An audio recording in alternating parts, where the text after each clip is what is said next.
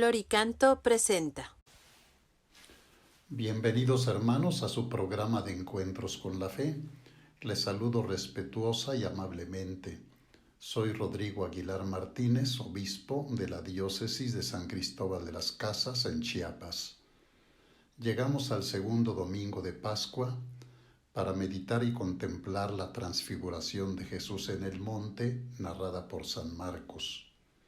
Es claramente un misterio luminoso, sobre todo tras el primer anuncio que Jesús ha hecho de su pasión, muerte y resurrección, así como del llamado a los discípulos a que lo sigan cargando la propia cruz.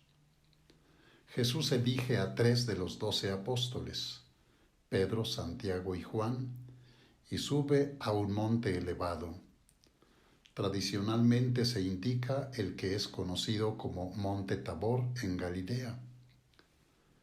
Con ello se distancian de la bajeza humana para ascender a la cercanía con Dios. Allí es donde Jesús se transfiguró, o sea que cambió su figura física. Dice San Marcos que sus vestiduras se pusieron esplendorosamente blancas, con una blancura que nadie puede lograr sobre la tierra. San Marcos no menciona el rostro resplandeciente de Jesús, como sí lo hacen San Mateo y San Lucas. Junto a Jesús aparecen 2 personajes notables de la historia de Israel en el Antiguo Testamento, Moisés y Elías. Se ha interpretado que representan la ley y los profetas. También pudieran ser testigos de que ambos fueron arrebatados al cielo sin pasar por el dolor de la muerte. Jesús sí sufrirá la muerte, pero no terminará todo en tragedia y derrota, sino que vendrá su resurrección. San Pedro, que es primario y apasionado, exclama: «Maestro, qué a gusto estamos aquí. Hagamos 3 tiendas, una para ti, otra para Moisés y otra para Elías». Posiblemente el hecho de la transfiguración tiene lugar en torno a la fiesta de los tabernáculos, con la costumbre de armar pequeñas chozas de ramas. Pero, como signo de nobleza, Pedro no piensa en ellos 3 como discípulos, sino en los personajes sublimes que dialogan con Jesús. Como quiera que sea, a San Marcos, que narra el hecho, le parecen desatinadas las palabras de Pedro, porque comenta: en realidad no sabía lo que decía porque estaban asustados. Una nube cubre la escena, pero brota una voz venida del cielo, que puede recordar aquella de cuando Jesús fue bautizado en el río Jordán. Pero entonces la voz fue dirigida a Jesús.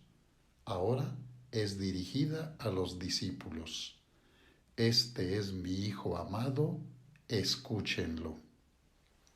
A nosotros, participantes del relato, se nos dirige también esta voz, para que sigamos escuchando a Jesús, porque es Hijo amado del Padre, y no nos turbe el seguirlo a la pasión y muerte en cruz, cargando la nuestra, porque habrá resurrección. La transfiguración ha sido revelación para los 3 discípulos, pero la entenderán plenamente hasta después de la resurrección de Jesús y del don del Espíritu Santo. Jesús se sigue dando a sí mismo al Padre y a nosotros. Como firmes discípulos y apasionados testigos y misioneros suyos, hemos de aprender a ejercitar nuestra propia donación. En este sentido, contemplemos las escenas de las otras 2 lecturas del día. En el Génesis, Dios pone a prueba a Abraham y le pide que le entregue en sacrificio a su propio hijo, el signo de la promesa de un gran pueblo como descendencia. La lectura litúrgica solo toma una parte del relato. Convendría que leyéramos y meditáramos todo el capítulo 22 del Génesis y de qué manera la prueba de Dios a Abraham es estrujante, como queriendo exprimirlo a fondo para ver de qué está hecha su fe. Por ejemplo, en el diálogo entre Abraham y su hijo Isaac.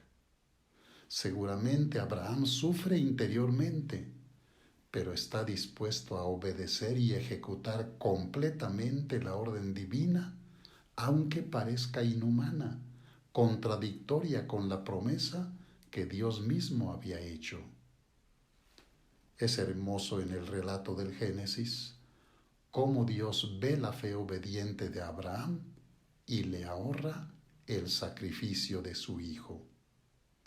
Pero aquí entra, dolorosa y sublime, la escena que menciona San Pablo en la segunda lectura de la carta a los Romanos. Por una parte, Dios ahorró a Abraham la muerte de su hijo, pero no nos escatimó a su propio hijo, sino que lo entregó por todos nosotros. Viene entonces el comentario de San Pablo que tanto nos debe alentar y consolidar. ¿Cómo Dios no va a estar dispuesto a dárnoslo todo junto con su Hijo?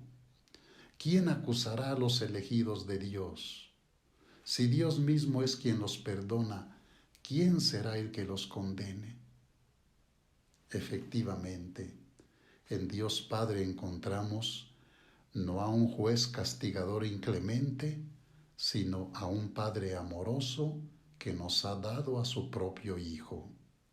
Y tenemos también a Jesús muerto y resucitado, intercediendo a la derecha de Dios por nosotros. La transfiguración de Jesús es una escena luminosa que nos motive a seguir a Cristo cargando con nuestra propia cruz, sabiendo que no terminará todo en muerte y derrota, sino en alegría de resurrección. Señor Dios, que nos mandaste escuchar a tu Hijo muy amado, dígnate alimentarnos íntimamente con tu palabra, para que, ya purificada nuestra mirada interior, nos alegremos en la contemplación de tu gloria. Por Jesucristo nuestro Señor. Amén. Florica.